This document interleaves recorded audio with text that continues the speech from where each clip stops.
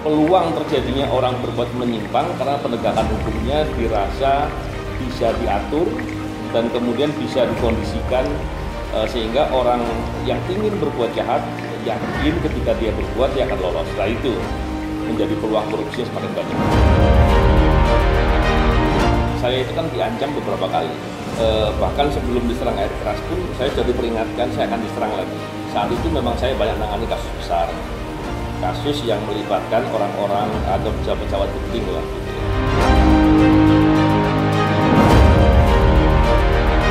Bansos itu jangan hanya melihat suapnya. Orang sekarang ini yang diproses kasus suapnya saja kan, dan orang hanya fokus melihat ke situ. Padahal pertanyaannya, kenapa ada suap? Karena ada permainan dalam pengadaannya, dalam realisasi bantuan sosialnya.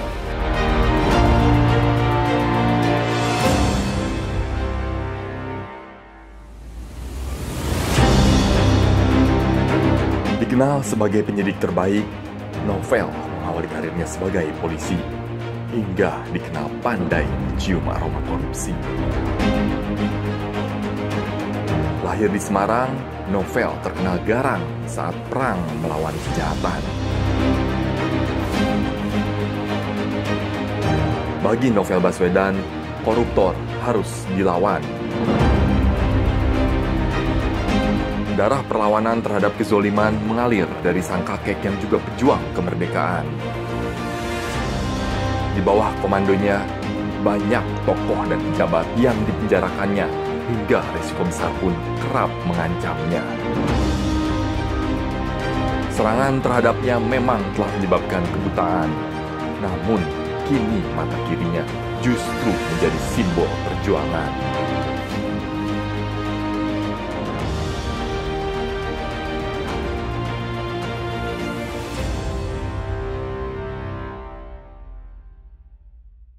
Sebelumnya, thank you Mas, udah menyediakan waktunya untuk saya Mas. Sama-sama. Sebelum saya mulai, ini ada sedikit souvenir dari kita. Biasanya kalau program-program itu kan souvenir terakhir. Wah, ini saya ada lukisan Mas Novel. Tapi lukisannya itu kita buat dari cairan kopi Mas. Wah, luar biasa. Ini ya. Betul sekali Mas. Bagus. Terima kasih. Itu kebetulan pelukisnya Mas. Oh iya. Di sini aja Mas, biar sekalian kita shoot. Taruh sini ya. Iya, sini aja. Jadi sebelum kita mulai, saya buatkan dulu kopi buat Mas Novel. Kopi separuh jejak kopi. Separuh jejak kopi. Ini Robusta dan Arabica yang saya campur Mas. Wah. Tapi Mas Novel ngopi kan? Ngopi. Saya pecinta kopi. Tapi tidak terfokus harus Robusta atau Arabica kan? Enggak. Saya apa aja oke. Kalau kopi di Indonesia itu ragamnya itu ini ya, banyak ya. Betul. Hampir tiap daerah pasti punya ciri khasnya karena tanah-tanah di tiap daerah itu beda. Pengaruh tanahnya. Pengaruh tanah mempengaruhi Mas. Iya. Gimana Mas aroma kopinya Mas? Wah, ini udah mantap sekali nih. Kalau saya kan jago mencium aroma kopi Mas. Kalau Mas Novel sebagai mantan penyidik KPK pasti jago mencium aroma korupsi di Indonesia Mas. Iya dong. Sebenarnya seberapa parah sih Mas korupsi di Indonesia itu Mas? Dalam artian apakah sudah jadi kanker atau penyakit yang masih bisa disembuhkan atau seperti apa sih Mas? Saya mulai dari kata terakhir dulu. Boleh. Kalau dibilang bisa disembuhkan, semuanya pasti bisa disembuhkan. Insya Allah pasti bisa disembuhkan. Tapi memang kondisi korupsi Indonesia ini semakin lama semakin buruk tentunya. Setidak-tidaknya dari pengamatan saya ya, korupsi itu besar kecilnya, parah atau tidaknya itu berhubungan langsung dengan bagaimana pola penegakan hukum di negara itu. Kalau penegakan hukumnya bermasalah, biasanya korupsinya akan semakin besar. Kenapa? Orang akan lebih memilih jalan yang menguntungkan, jalan yang lebih menyenangkan untuk dia, sekalipun melanggar ketentuan dan lain-lain. Orang ini bisa masyarakat, bisa pejabat. Ketika pejabat berbuat begitu, atau masyarakat dengan pejabat berkolaborasi, itulah korupsi. Jadi peluang terjadinya orang berbuat menyimpang karena penegakan hukumnya dirasa bisa diatur dan kemudian bisa dikondisikan sehingga orang yang ingin berbuat jahat yakin ketika dia berbuat dia akan lolos. Nah itu menjadi peluang korupsi semakin banyak. Jadi memang Indonesia ini udah kanker juga boleh dibilang dong Mas. Ya, tentunya yang poin paling penting begini, ketika korupsi banyak, itu kebijakan negara, cara pemerintah untuk membangun negara pasti akan terhadap, membuat kinerja pemerintah akan sulit untuk bisa mendapatkan prestasi yang baik. Kenapa? Ya karena hadangan korupsinya banyak. Contoh, ketika negara ingin membuat pola tertentu, contohnya di bidang pendidikan, kemudian digratiskan begitu ya. Ketika korupsi banyak, akan banyak kemudian pola-pola tertentu dalam pengadaan barangnya bermasalah, atau dalam pengadaannya ada pungli, dalam proses pelayanannya ada pungli, sehingga yang tadinya ingin gratis ternyata masyarakat mengalami pungutan, tetap membayar juga. Ini contohnya kebijakan. Jadi kebijakan-kebijakan apapun yang ingin dibuat, ketika korupsinya banyak dan masif, rasanya sulit untuk bisa terlaksana. Itu dalam hal korupsi di Indonesia ya Mas ya? Ya. Nah kopinya udah jadi nih Mas, bentar ya. Bentar. Kita tester dulu. Kalau boleh tahu Mas ya, kopi itu suka nggak sih Mas jadi ritual teman-teman penyidik sebelum melakukan eksekusi dalam membahas sebuah kasus gitu Mas? Ya memang kalau lagi diskusi gitu ya, apalagi diskusinya seringkali malam-malam, itu mestinya ngopi. Atau kawan-kawan kalau lagi bekerja seringkali sambil larut malam, ketika besoknya siang mesti harus rapat, rapatnya akan lebih menarik kalau sambil kopi. Kopi ya, sumber inspirasi juga Mas. Iya. Sumber inspirasi dan membuat para penyidik lebih berani gitu. Bismillah. Dicicipi dulu ya Mas.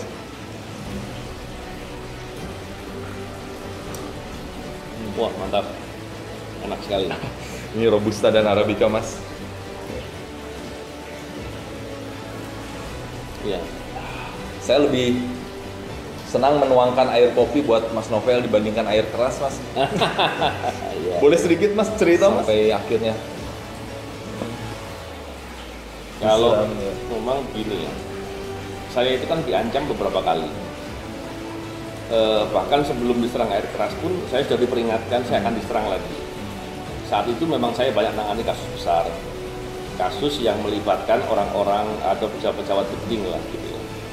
Ketika kemudian di suatu hari saya pulang dari masjid habis sholat subuh, tentunya masih gelap ya. Kemudian saya disiram air keras, itu sebenarnya saya sangat tidak menyangka nyerangnya pakai air keras. Bayangan saya apakah akan ditembak atau dilukai senjata tajam atau ditabrak mobil. Gitu, ya, betul. Karena saya sebelumnya pernah ditabrak kendaraan 2 kali. Oh iya? Ya. Itu saat jadi penyidik juga? 8 bulan lah kurang lebih sebelum saya diserang. Kurang lebihnya ya. Seingat saya itu bulan Ramadan di tahun 2016. Jadi bulan puasa. Saya ditabrak di awal bulan Ramadan, luka-luka. Terus kemudian karena saya luka-luka, saya ke kantor naik mobil. Setelah 2 pekan, kemudian karena mobil waktu itu hanya 1 dan mesti dipakai buat istri nganter anak ke sekolah, saya pakai motor lagi. Hari pertama saya naik motor, ditabrak lagi. Jadi memang sudah diamati betul. Udah dipantau jauh-jauh ini ya. Tabrak, dan saya bisa tahu itu sengaja karena CCTV-nya tergambarkan sekali kalau ada orang yang membuntuti dan kemudian ada beberapa orang yang melakukan upaya untuk memantau hingga pada titik tertentu saya ditabrak. Jadi yang terbesit pertama kali Mas ketika disiram itu boleh tahu nggak Mas? Apa Mas? Ketika memang disiram air keras itu sakitnya luar biasa. Tentu pertama kali disiram itu kan saya nggak sangka ya. Saya pulang dari masjid, ada orang yang lewat di belakang saya, agak mendekat ke saya, biasanya tetangga ya, kalau lewat, kemudian dia pelan nyapa atau mengajak bicara. Ketika saya menoleh ke kanan begini, saya disiram bersamaan dengan saya menoleh, sehingga dampak yang terbesar dari yang kiri, karena yang kiri sedang bergerak ke arah sini. Nah, sehingga ketika disiram dampak yang terbesar yang kiri. Ketika saya disiram pertama saya masih belum ngeh kalau itu air keras. Tapi 1 detik gitu. Kemudian saya berasa seperti dibakar. Panasnya luar biasa. Bahkan saya pernah suatu hari saya tidur mimpi merasakan kembali rasa sakitnya itu saya kagetnya setengah mati karena sampai terbangun. Mungkin karena trauma waktu itu. Terus setelah disiram dan saya tahu saya pernah punya pengalaman adik kelas saya di Akpol dulu pernah ada juga disiram air keras tapi di area ini ya dadu sama dada gitu. Tidak segera disiram air meleleh, airnya rusak. Makanya saya begitu disiram, saya nggak lagi kejar orang yang menyerang, langsung cari tapi air. saya segera lari untuk dapatkan pertolongan air. Saya siram pakai air, itu paling lama 20 detik setelah saya disiram. Jadi memang pendek sekali waktunya. Setelah saya bersihkan, alhamdulillah semakin agak kurang panasnya ya. Dan kemudian saya minta tolong tetangga untuk segera dibawa ke rumah sakit. Sambil ngopi ya. Ya mas, silakan lanjut. Puzzle, tos dulu dong mas sedikit mas. Oh iya. Puzzle kehidupan Mas Novel ini luar biasa ya. Mas sebelum jadi penyidik KPK kan mas itu polisi. Iya. Oke. Sebenarnya dari dulu memang punya cita-cita untuk menjadi polisi sampai akhirnya memilih menjadi penyidik KPK.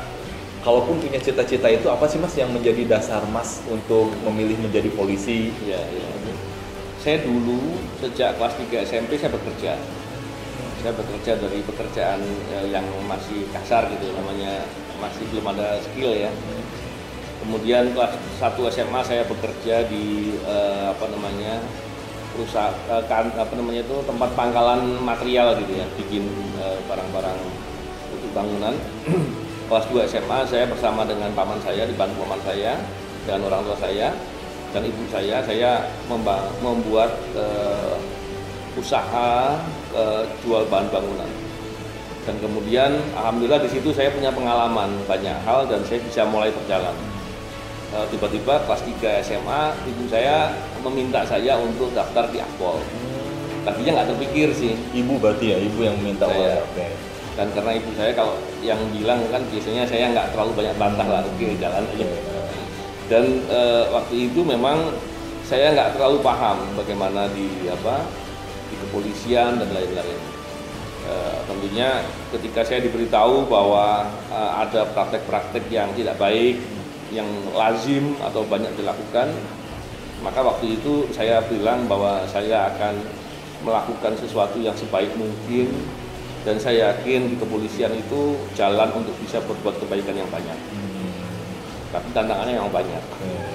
Tapi ketika saya kemudian sekian lama di Polri, ada kesempatan untuk ikut masuk di KPK. Sebelumnya saya mendengar KPK itu memang lembaga yang baru dibentuk waktu itu untuk memberantas korupsi dan saya yakin ini suatu hal yang luar biasa. Sebelumnya saya pernah menangani kasus korupsi tapi levelnya kecil ya. Ada 9 kasus yang pernah menangani. Dan ketika melihat ada lembaga yang sungguh-sungguh memberantas korupsi, saya tertarik sekali. Oh, memang ada panggilan jiwa ya terlepas dari Sebelumnya pun ketika saya di polisi, saya pernah melakukan beberapa hal ya. Yang pertama, saya pernah bersungguh-sungguh untuk berupaya bisa melakukan penindakan terhadap pelaku illegal logging. Saya bisa bersungguh-sungguh di situ, kenapa? Karena saya bertemu dengan masyarakat langsung. Bagaimana dampaknya karena mereka tinggal di dekat hutan, akibat illegal logging berdampak langsung dengan kehidupannya mereka. Susah sekali, saya merasa betul. Di situ yang membuat saya kemudian terpanggil, ini harus bisa dilakukan dengan sungguh-sungguh. Walaupun memang berat. Dan hal yang sama saya pernah melakukan terkait dengan penindakan kasus-kasus narkoba. Karena dampaknya dari orang-orang yang terjerumus dalam praktek narkoba. Begitu juga dengan perjudian. Banyak orang yang bekerja kasar, sorenya main judi, pulang nggak bawa uang, pulang konflik di keluarga. Habis itu masalah sosial. Maka di situ saya dari 3 kejahatan itu waktu itu saya betul-betul untuk bisa fokus dan tidak mau kompromi sedikit pun. Nah, tapi ternyata benturannya besar. Dan itu semua terjadi akibat korupsi sebenarnya. Judi juga begitu. Kenapa judi bisa marak? Ya karena penegak hukumnya banyak membiarkan. Karena korupsi penegak hukum. Nah, begitu juga dengan illegal logging dan lain-lain. Maka di situ ketika ada KPK untuk bisa melakukan hal yang fokus dengan memberantas korupsi, ya. Saya sangat tertarik. Okay. Karena dampak ke masyarakatnya luar biasa. Nah, Mas Taufik kan sebagai penyidik KPK terkenal, kalau ibaratnya pemain bola itu udah striker lah ya, udah ada banyak kasus yang berhasil ditangani Mas Novel, kasus-kasus besar. Kalau saya boleh jabarkan ada beberapa, contohnya Nazarudin, Angelina Sonda, hingga Akil Mokhtar gitu. Dari beberapa kasus besar itu, ada nggak sih Mas yang paling berkesan, baik secara historis kasusnya, maupun proses ketika Mas menangani kasus itu Mas?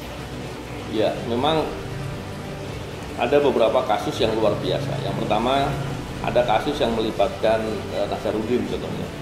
Itu kan pengadaan barang yang banyak sekali, dan itu waktu itu adalah orang-orang dari dari legislatif ya, yang kemudian bisa mengontrol banyak pengadaan barang dan jasa. Dan itu luar biasa dampaknya. Ketika diungkap juga ternyata membutuhkan keseriusan, membutuhkan orang banyak untuk terlibat untuk proses pengungkapannya. Saya merasa memang belum terlalu optimal di sana.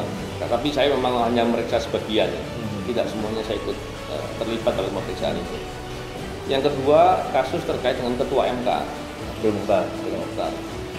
Itu waktu itu saya bisa merangkum 11 perkara tidak pidana korupsi delik suap dan 1 TPPU tidak pidana pencucian uang dalam 1 berkas perkara. Itu baru kali ini di Indonesia. 11 perkara tidak pidana korupsi dan TPPU-nya digabung diproses sekaligus. Memang TPPU-nya waktu itu saya dibantu sama beberapa rekan Satgas lain. Kalau enggak juga nggak akan tercapai, nggak akan terpegang. Tapi merangkum 11 perkara itu juga luar biasa. Makanya berkasnya tinggi sekali waktu itu, tebal sekali. Dan itu dilakukan di masa penahanan. Artinya biasanya orang menyidik kan butuh waktu yang terlalu lama. Tapi kalau di masa penahanan artinya cuma 4 bulan saja. Sejak yang bersangkutan ditangkap sampai penahanannya habis dan dilimpahkan ke penuntutan. Jadi 4 bulan, 12 perkara di 1 berkas perkara. Kasus-kasus yang dalam era-era 2-3 tahun ini yang paling ini ada nggak Mas? Terbaru kasus ya? Pandemi kemarin menurut Mas gimana Mas yang bansos itu? Iya, bansos itu kasus yang terbesar di dunia barangkali. Iya. Mestinya ya, karena begini, melihat kasus bansos itu jangan hanya melihat suapnya. Orang sekarang ini yang diproses kasus suapnya saja kan, dan orang hanya fokus melihat ke situ. Padahal pertanyaannya, kenapa ada suap? Karena ada permainan dalam pengadaannya, dalam realisasi bantuan sosialnya. Itu nilainya yang saya dapat informasi besar sekali. Tapi kalau saya bicara di sini kan, pas ya. Cuman nilainya besar sekali.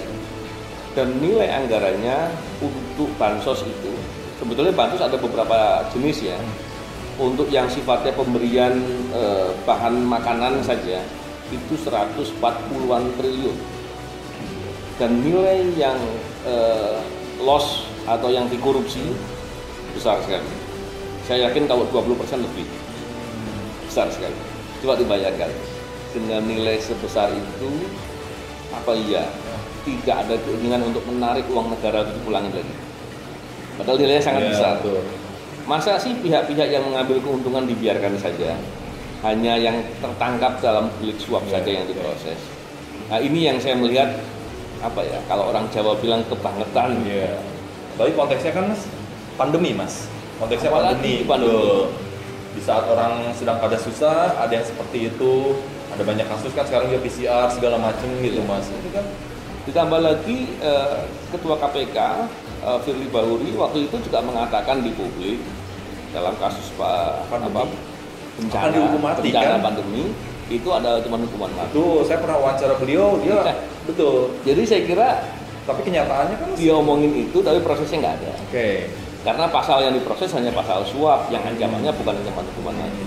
Tapi terlepas dari hukuman mati memang banyak pro kontra ya.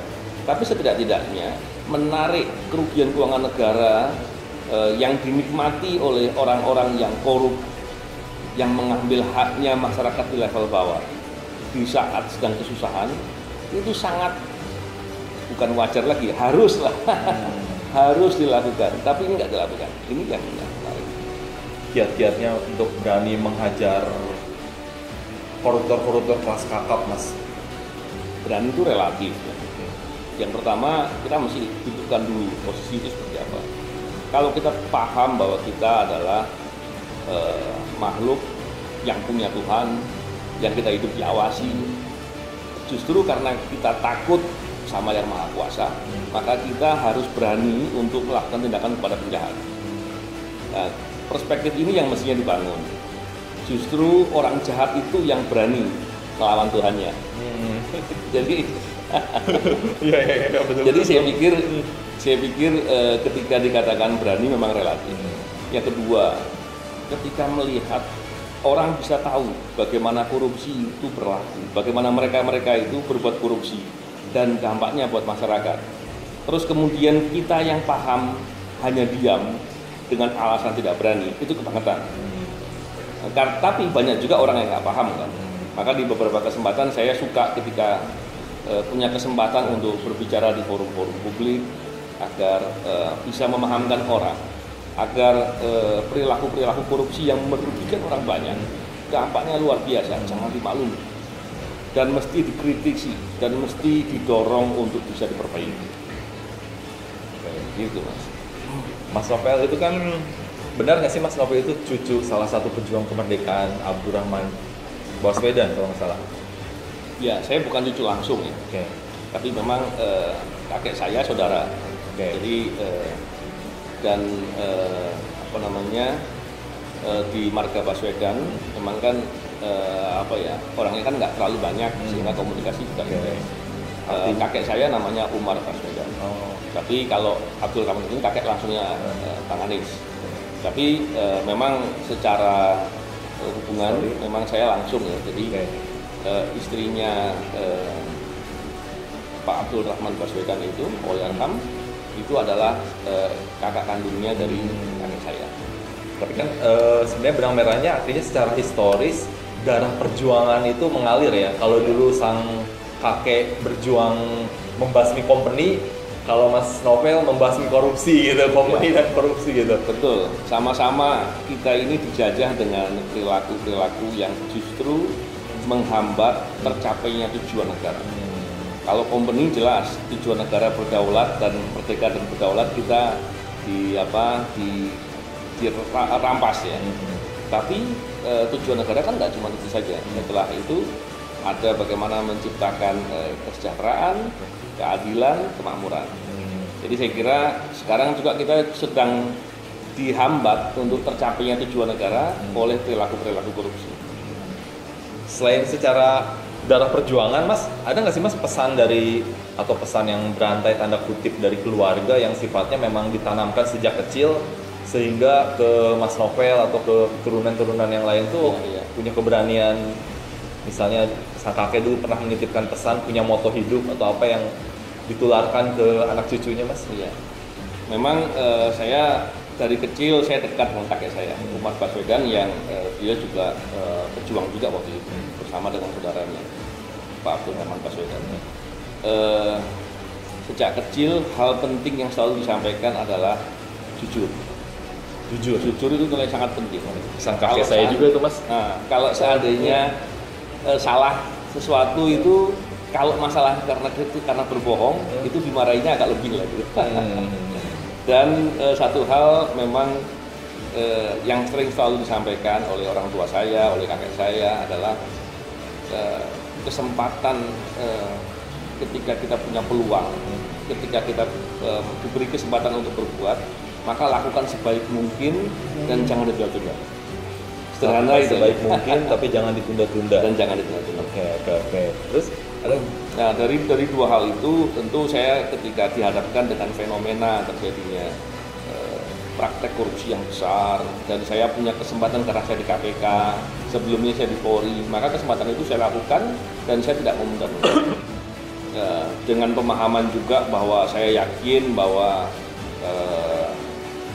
Tuhan adalah Allah Subhanahu wa Ta'ala yang Maha Kuasa, maka saya nggak perlu takut dengan siapapun.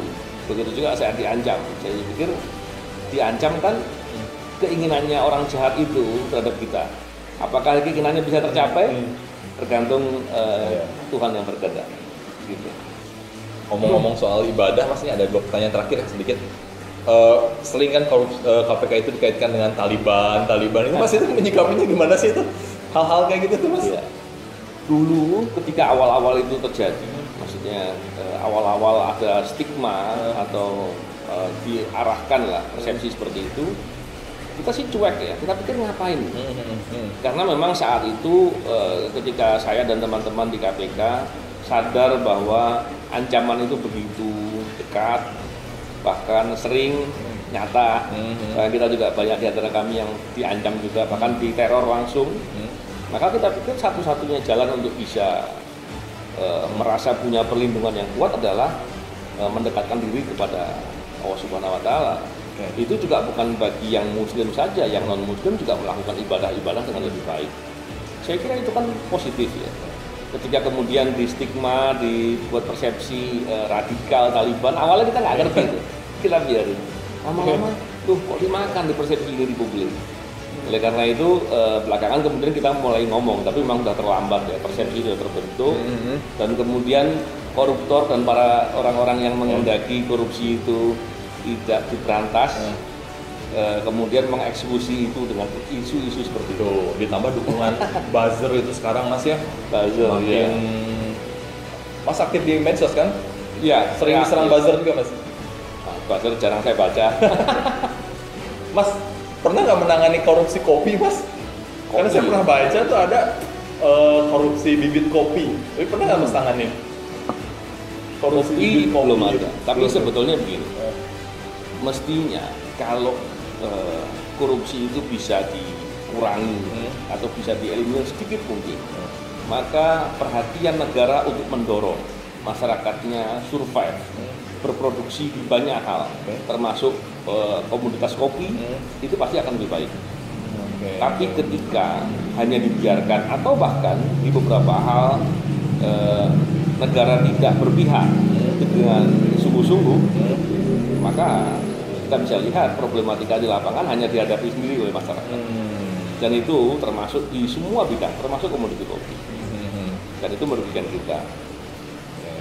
Saya berpikir begini, memang belakangan kopi sudah semakin bagus di Indonesia ya. Tapi dulu-dulu kita lihat kita tertinggal, sangat tertinggal negara-negara lain. Bahkan coklat dan lain-lain juga seperti itu. Pangan lah, kita bicara pangannya juga. Ya. Kenapa bisa begitu? Padahal Indonesia subur, komoditi kopinya masing-masing, bukan cuma kopi ya, itu banyak, variatif, dan kalau dikembangkan luar biasa. Artinya kalau korupsi itu dari dulu sudah bisa dihilangkan, maka hal-hal yang positif seperti itu bisa segera dibangun, dan itu bisa menjadi jalan masyarakat berproduksi, dan itu menyerap tenaga kerja dan tentu menguntungkan negara. Sebelum ke pertanyaan terakhir ya, Mas, ya, sebenarnya kondisi tanda kutip mafia pangan di Indonesia itu seperti apa, Mas? Saya meyakini, ya, karena Indonesia kan sumber daya alamnya itu, Mas, betul. Saya meyakini di semua komoditi pangan di Indonesia itu ada kartelnya, ada mafianya, ada praktek korupsinya. Bisa dilihat di banyak hal. Kita tentu masih ingat beberapa waktu yang lalu masyarakat atau petani teriak ya, karena di saat mau panen ternyata impor gede-gedean. Betul, waduh luar biasa itu, sering kali Mas itu. Mulai menanam dia harus beli bibit-bibit dengan harga yang lumayan mahal dan dimonopoli oleh pihak-pihak tertentu, dan kemudian ketika pupuknya pun kadang-kala saatnya waktu yang pupuk malah harganya naik.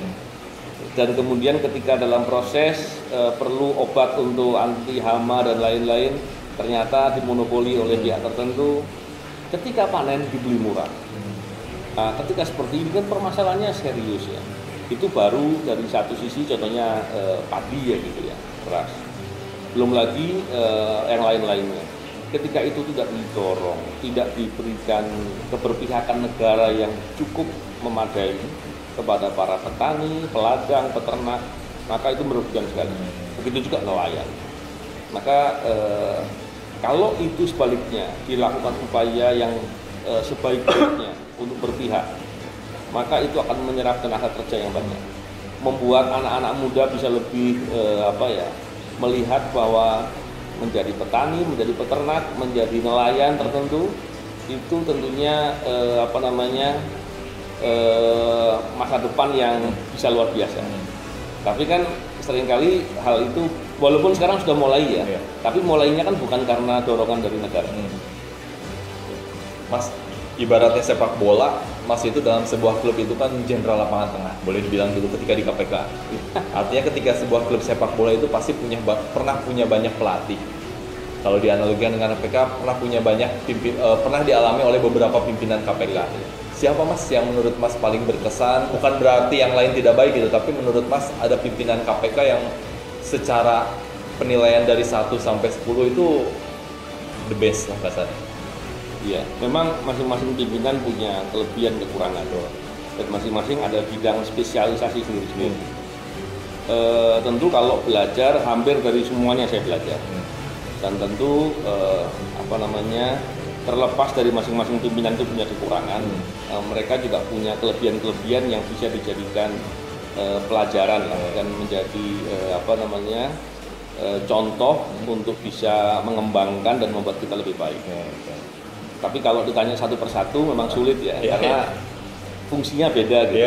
Betul. Sama saja ketika dibandingkan antara kiper dengan striker itu fokus mana ya? Betul. Sulit ya. Jadi tanpa menyebut nama, yang penting semuanya memberikan pengaruh aja Mas ya. Iya, walaupun kan besar kecilnya beda-beda. Betul. Terakhir ya Mas ya, sempat diperlakukan keji hingga akhirnya Mas dipaksa berhenti di KPK. Iya. Apa Mas harapan Mas ke depan sekarang saat ini Mas? Iya. Saya melihatnya dari dua perspektif ya. Yang pertama perspektif pribadi. Secara pribadi, kalau saya pribadi, saya kasihan sama pimpinan KPK yang berlaku jahat, berlaku dolim, berlaku semenang-menang, berlaku melawan hukum, pelanggaran HAM dan lain-lain. Karena itu masalahnya dia. Ketika dia berlaku begitu, dia akan dapat akibat di suatu saat. Baik ketika interaksi di dalam kehidupan masa depannya, ataupun pertanggungjawaban dia kepada Tuhannya. Itu poin pertama dari perspektif pribadi. Dari perspektif kepentingan pemberantasan korupsi, saya katakan ketika ada pihak yang berlaku untuk tidak selaras dalam kepentingan pemberantasan korupsi, bahkan berlaku sebaliknya, maka itu pengkhianatan terkait dengan upaya pemberantasan korupsi, dan itu luar biasa jelek. Sayangnya yang melakukan pimpinan KPK. Nah ini yang kemudian saya menjadikan perspektif ini harus marah dengan hal ini. Marahnya dalam konteks bukan emosi. Tentu kita nggak boleh membiarkan orang yang berlaku justru mengkhianati kepentingan pemberantasan korupsi. Saya katakan mengkhianati sangat wajar, bukan karena hanya menyingkirkan saja dengan melakukan tindakan manipulatif, terus berbohong dan lain-lain, bukan sekedar itu. Tapi setelah itu perkara-perkara besar nggak diusut. Nilai-nilai anti korupsi di KPK yang sudah dibangun baik oleh pimpinan-pimpinan terdahulu banyak diubah-ubah. Malah mereka sibuk untuk mengajukan kenaikan gaji beberapa kali lipat, fasilitas yang mewah, kegiatan mewah. Ini membuat mestinya kita semua marah. Jadi dari dua perspektif tadi. Kalau perspektif pertama secara pribadi, saya kasihan sama mereka karena mereka berbuat buruk untuk dirinya. Tapi dari perspektif kepentingan publik, kepentingan pemberantasan korupsi, saya marah dengan mereka. Kenapa? Karena mereka melakukan tindakan-tindakan yang bertentangan dengan misi pemberantasan korupsi. Dan itu masalah serius. Dan saya berharap di kemudian hari temuan-temuan dari Ombudsman yang sudah begitu nyata, dari Komnas HAM yang sudah begitu nyata, betul-betul bisa direspon oleh Presiden dan siapapun untuk tidak membiarkan perilaku itu bebas-bebas saja gitu. Sama saja kita melihat orang berbuat jahat kemudian tidak disanksi. Seserius itulah masalahnya. Tanpa harus berada di KPK, artinya Mas masih tetap kan memperjuangkan idealisme Mas dalam memberantas korupsi di lembaga yang Mas dirikan ini kan ya? Ya tentunya saya paham bahwa memberantas korupsi tanggung jawab kita semua. Kebetulan KPK salah satu yang diberikan tanggung jawab untuk memberantas korupsi.